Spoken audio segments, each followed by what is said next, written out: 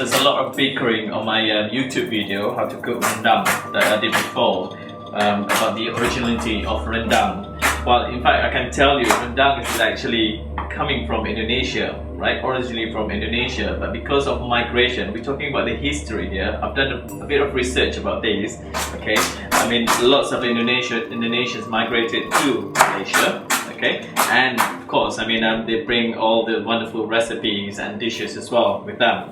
So, I mean, when it's traveled to Malaysia, I mean, obviously Malaysians like, there are several states in Malaysia, and every state will have their own version of rendang, so you can see the evolution of rendang. So no more bickering after this, I hope. Okay, so the rendang that I'm going to be doing is called rendang to. Okay, this is well known in the state of Perak. Okay, so this rendang to is slightly different from what I have in my cookbook, Malaysian Food, because there are more ingredients in this dish.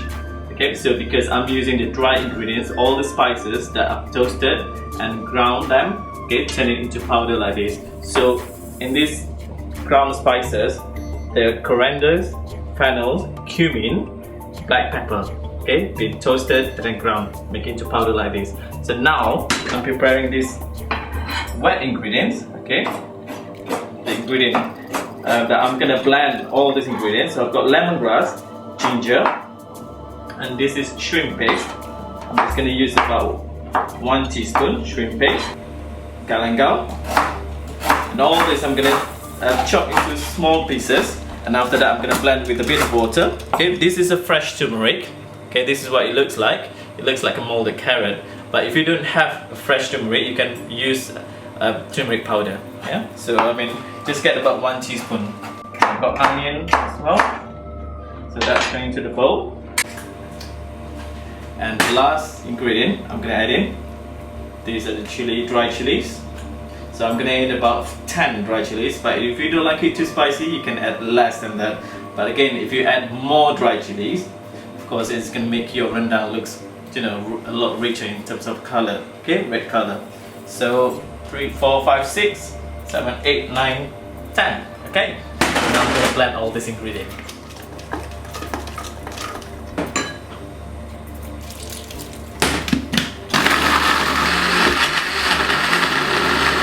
So I added a bit of water, try to control the amount of water that's going in, because you don't want it to be too runny, otherwise it's going to take you longer to fry all these ingredients. Right, looks like it's ready. Wonderful smell and very spicy as well. Right, okay, before I'm going to start frying all these ingredients, right, first I'm going to mix with all these dry ingredients with the ground spices, and then all these wonderful spices. Give a good mix of all these ingredients. Right, so and I've got here, right, lemongrass, which I'm gonna bruise. So in here, right, I've got 6 tablespoons cooking oil, okay, vegetable oil, so I've got sunflower oil. So when the oil is hot enough, I'm gonna start by frying the lemongrass, bruised lemongrass, cinnamon bark, and also cardamom pods. So this rendang too, I'm going to be using beef slices, and the best is to use a rump steak. Right, so the oil is hot enough. I'm going to fry cinnamon bark, bruised lemongrass, and cardamom pods. Then I'm going to add all this mixture of dry and wet ingredients.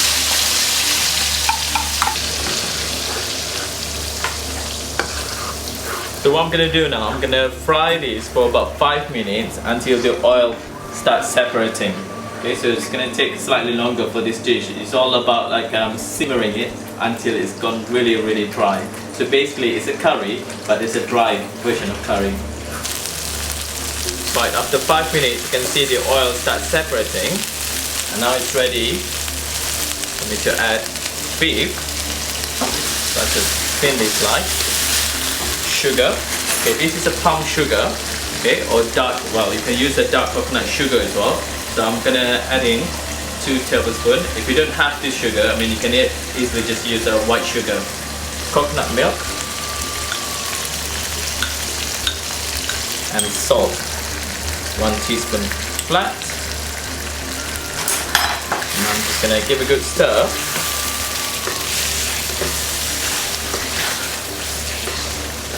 I'm just gonna add a bit of water, about 100 ml. And now I'm gonna simmer this with a low heat until the beef is tender. And after that, I'm gonna finish off with two final ingredients I'm gonna add in. This is a roasted coconut. Okay, this roasted coconut, you can do it two ways. Okay, the authentic way, you can use desiccated coconut, roasted it, okay, and then use pestle and mortar to pound it until it turns into paste, and you can see a glaze, a layer of glaze. So that's actually an oil, coconut oil. Okay, so that's the authentic way. If you want to cheat a bit, you can use my style, okay, as recommended by my friend. Use a microwave. Cream coconut block, put it in the microwave for 3 minutes, and then ping, just gonna be ready after that. Okay, so I'm gonna do a video to show you how to prepare this roasted coconut. Okay, that's a roasted coconut. I'm gonna add in, and also kaffir lime leaf. So in Malaysia, we not just use kaffir lime leaf, we use the turmeric leaf. But because in the UK I can't find fresh turmeric leaf, so I just have to find an alternative. So now I'm just gonna simmer this with a low heat until the beef is tender. You can see now the rendang is nice and dry. Okay, you want to get it really dry like this. So, and then the beef is tender. Just check the beef is tender. And the two ingredients I'm gonna add in now: roasted coconut, about 2 tablespoons, and kaffir lime leaf. So, with this kaffir lime leaf, I'm gonna use about 6 kaffir lime leaf. I'm gonna slice it very thinly and sprinkle it over and give a good stir. This rendang dish is normally cooked during the festive season, Eid festival, and we normally serve this with glutinous rice, and it's a must for every household during this festival. It's a must for them to cook this dish. You can see how nice and dry. So once I leave it for like 2 minutes or so, what you're going to notice is you're going to see like the oil going to start coming out and start separating. Okay, so that you can tell that it's a good rendang. So that's a rendang tool. Okay, my version, my style. Okay, using all the ingredients that you can get in the groceries in the UK. So basically, you have to try this at home. I know it's a bit complicated and takes slightly longer because you have to simmer beef for a long time. Okay, but it's just really worth it. And if you want to get the recipe for this, go to my Facebook fan page, Malaysian Chef Norma Musa, and also you can download it from my website, www.normamusa.com.